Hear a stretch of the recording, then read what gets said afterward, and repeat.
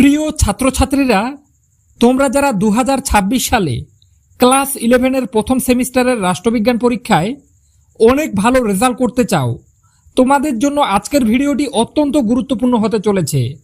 কেননা আজকের ভিডিওটিতে আমি ক্লাস 11 অর্থাৎ একাদশ শ্রেণীর প্রথম সেমিস্টারের রাষ্ট্রবিজ্ঞান পরীক্ষার জন্য একটি অত্যন্ত গুরুত্বপূর্ণ নমুনা প্রশ্নপত্র ও তার উত্তর নিয়ে হাজির হয়েছি। আজকের এই প্রশ্নপত্রটিতে তোমরা যে প্রশ্নগুলো দেখবে, প্রত্যেকটা প্রশ্ন তোমাদের প্রথম সেমিস্টারের রাষ্ট্রবিজ্ঞান পরীক্ষার জন্য চূড়ান্ত গুরুত্বপূর্ণ। তো কাজেই বন্ধুরা, তোমরা যারা সামনের প্রথম সেমিস্টারের রাষ্ট্রবিজ্ঞান পরীক্ষায় ভালো রেজাল্ট করতে চাও, তারা অবশ্যই ভিডিওটি শেষ পর্যন্ত দেখতে থাকো। আর যদি চ্যানেলে নতুন হয়ে থাকো, তাহলে অবশ্যই চ্যানেলটি সাবস্ক্রাইব করে পাশে থাকা বেল আইকনটি প্রেস করে রাখো।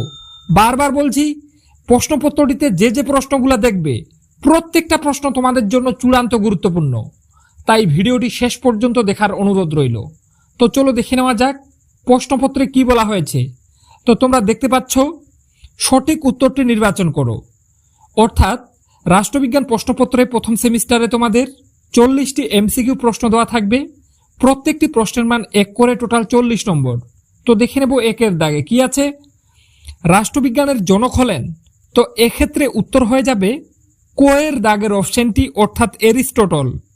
এরপরে 2, রাষ্ট্রবিজ্ঞানের শুরু ও শেষ রাষ্ট্রকে নিয়েই বলেছেন, উত্তর খ-এর দাগের অপশনটি, অর্থাৎ গার্নার। এরপরে 3, রাষ্ট্রবিজ্ঞান কোন বিজ্ঞানের শাখা, উত্তর ঘ-এর দাগের অপশনটি, অর্থাৎ সামাজিক বিজ্ঞানের শাখা। এরপরে 4-এর দাগে পলিটিক্স গ্রন্থের রচয়িতার নাম কি। আশা রাখি এই প্রশ্নটির উত্তর তোমরা প্রত্যেকে পারবে। এই প্রশ্নটির সঠিক উত্তর কি হবে তোমরা যদি পেরে থাকো, অবশ্যই কমেন্ট সেকশনে কমেন্ট করে জানাতে ভুলবে না। 4-এর দাগের প্রশ্নটা দেখতে পাচ্ছ, পলিটিক্স গ্রন্থের রচয়িতার নাম কি। এই প্রশ্নটির সঠিক উত্তর কি হবে তোমরা অবশ্যই কমেন্ট সেকশনে কমেন্ট করে জানাতে ভুলবে না, বারবার বলছি। এরপরে দেখে নেব 5-এর দাগে কি আছে। সোশ্যাল কন্ট্রাক্ট গ্রন্থের রচয়িতা, প্রত্যেকে জানা উত্তর বলে দিচ্ছি, রুশো, অর্থাৎ খ-এর দাগের অপশনটি উত্তর। এরপরে দেখে নেব 6-এর দাগে কি আছে। দুনিয়ার মজদুর এক হও উক্তিটি করেছেন, তো এক্ষেত্রে উত্তর হয়ে যাবে ক-এর দাগের অপশনটি, অর্থাৎ কার্ল মার্কস। এরপরে 7, রাষ্ট্রবিজ্ঞানের সর্বাপেক্ষা গ্রহণযোগ্য সংজ্ঞা কে প্রদান করেছেন, উত্তর হয়ে যাবে গ-এর দাগের অপশনটি, অর্থাৎ গার্নার। এরপরে 8, রিপাবলিক গ্রন্থের রচয়িতা, উত্তর হয়ে যাবে ক-এর দাগের অপশনটি, অর্থাৎ প্লেটো। এরপরে 9, রাষ্ট্র শব্দটি সর্বপ্রথম কে ব্যবহার করেন, তো এর উত্তর হয়ে যাবে ঘ-এর দাগের অপশনটি, অর্থাৎ মেকিয়াভেলি। এরপরে 10, ভারতে বিদ্যমান, তো এক্ষেত্রে উত্তর ক-এর দাগের অপশনটি, অর্থাৎ এক নাগরিকত্ব। এরপরে 11-এর দাগে, ভারতের সংবিধানের কত নম্বর ধারাসমূহে ভারতীয় নাগরিকতা সম্পর্কে আলোচনা করা হয়েছে, তো এক্ষেত্রে উত্তর ক-এর দাগের অপশনটি, অর্থাৎ 5 থেকে 11 নং ধারায়। এরপরে দেখে নেব 12-এর দাগে, দ্বৈত নাগরিকত্ব কোন দেশে দেখা যায়, উত্তর হয়ে যাবে ক-এর দাগের অপশনটি, অর্থাৎ ভারতে। এরপরে 13, একটি রাষ্ট্রের স্থায়ী বাসিন্দা হলো, তো এক্ষেত্রে উত্তর ক-এর দাগের অপশনটি, অর্থাৎ নাগরিক।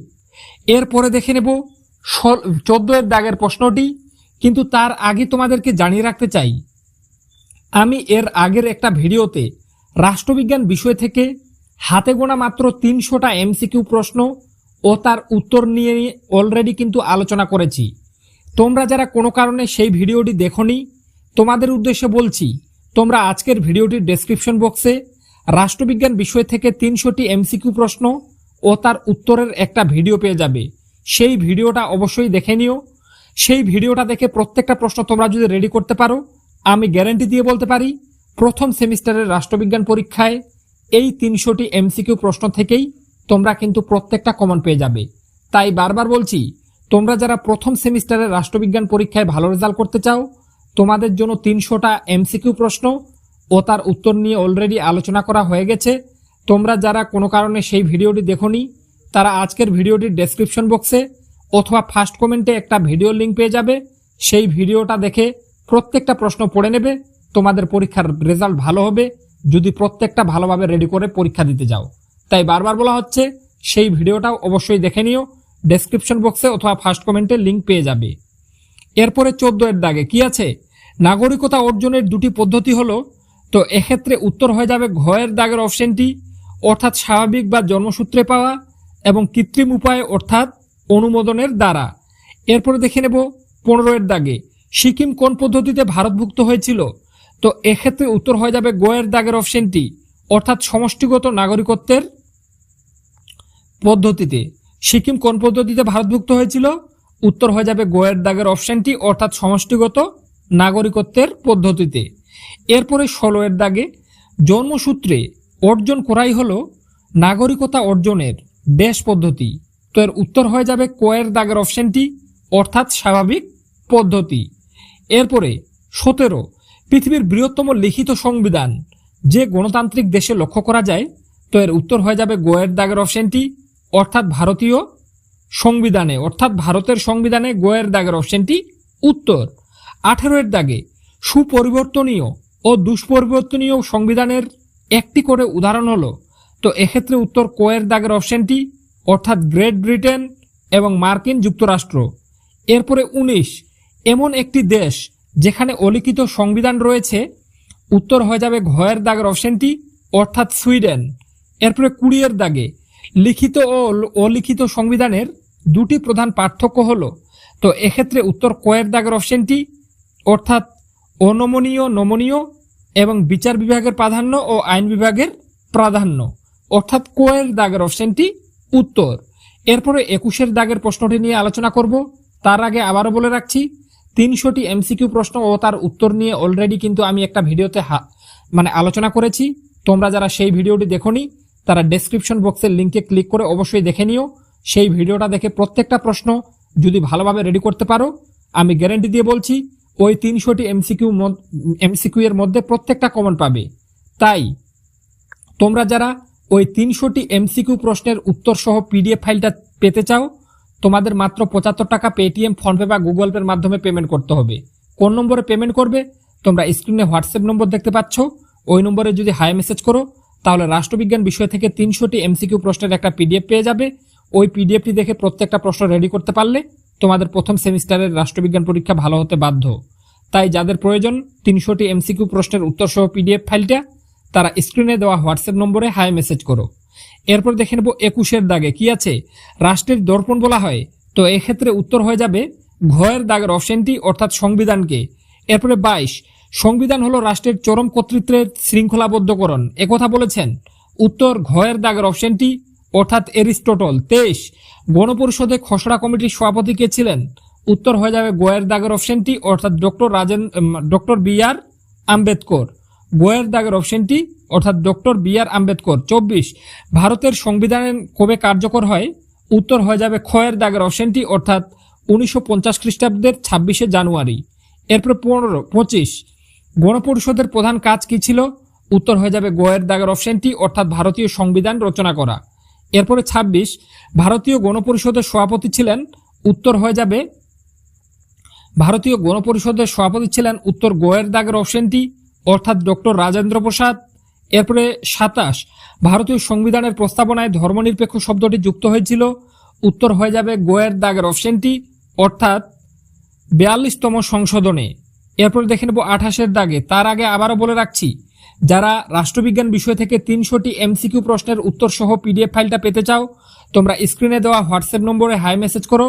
মাত্র 75 টাকা তোমরা যদি পেটিএম, ফোনপে বা গুগল পের মাধ্যমে পেমেন্ট করো, তাহলে তোমরা কিন্তু খুব সহজে 300টি এমসিকিউ প্রশ্নের উত্তর সহ পিডিএফ ফাইলটি আমার কাছ থেকে কিন্তু নিয়ে নিতে পারবে। আর সেখান থেকে প্রত্যেকটা রেডি করতে পারলে প্রথম সেমিস্টারের পরীক্ষা ভালো হতে বাধ্য, এতটুকু আমি গ্যারান্টি দিয়ে বলতে পারি। এরপরে 28 এর দাগে দেখে নাও, গণপরিষদ কর্তৃক ভারতের সংবিধান কবে গৃহীত হয়েছিল, উত্তর হয়ে যাবে খ এর দাগের অপশনটি, অর্থাৎ 1949 খ্রিস্টাব্দের 26শে নভেম্বর। এরপরে 29 ডক্টর রাজেন্দ্র প্রসাদ কাকে ভারতীয় সংবিধানের জনক বলে আখ্যায়িত করেন, উত্তর হয়ে যাবে গ এর দাগের অপশনটি, অর্থাৎ ডক্টর বি আর আম্বেদকরকে। 30 গণপরিষদ গঠিত হয়েছিল 1.5 জন সদস্য নিয়ে, তো এর উত্তর হয়ে যাবে ঘ এর দাগের অপশনটি, অর্থাৎ 389 জন সদস্য নিয়ে।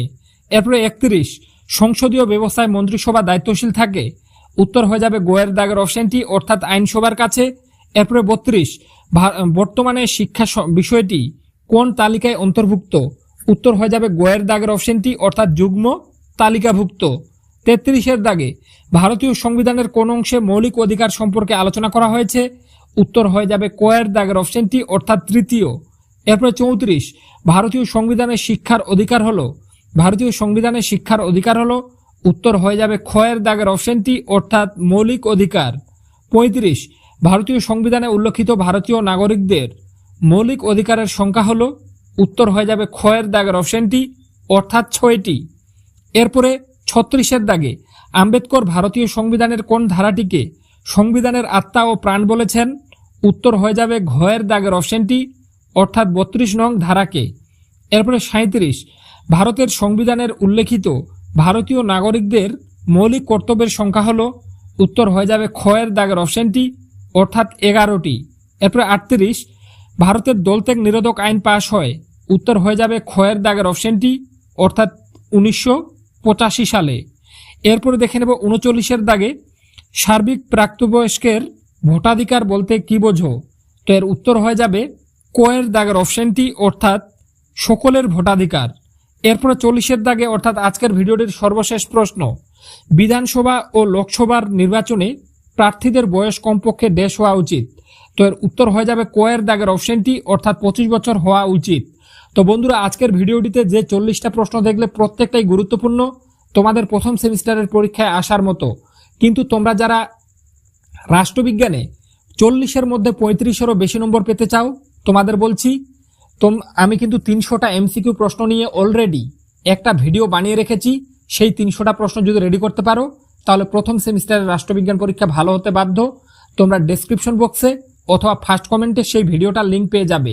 আর ওই 300টি এমসিকিউ প্রশ্নের উত্তর সহ পিডিএফ ফাইলটি যদি পেতে চাও তাহলে স্ক্রিনে একটা হোয়াটসঅ্যাপ নম্বর দেখতে পাচ্ছ, ওই নম্বরে হাই মেসেজ করো।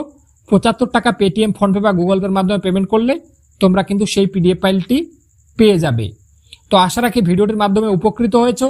যদি ভিডিওটি ভালো লেগে থাকে অবশ্যই ভিডিওটিতে একটি লাইক করে দিয়ে চ্যানেলটি সাবস্ক্রাইব করে পাশে থাকা বেল আইকনটি প্রেস করে রাখো, যাতে এইরকম গুরুত্বপূর্ণ ভিডিওগুলি সবার আগে তোমার কাছে পৌঁছে যায়। তো আজকে পর্যন্তই, দেখা হবে নেক্সট কোনো ভিডিও।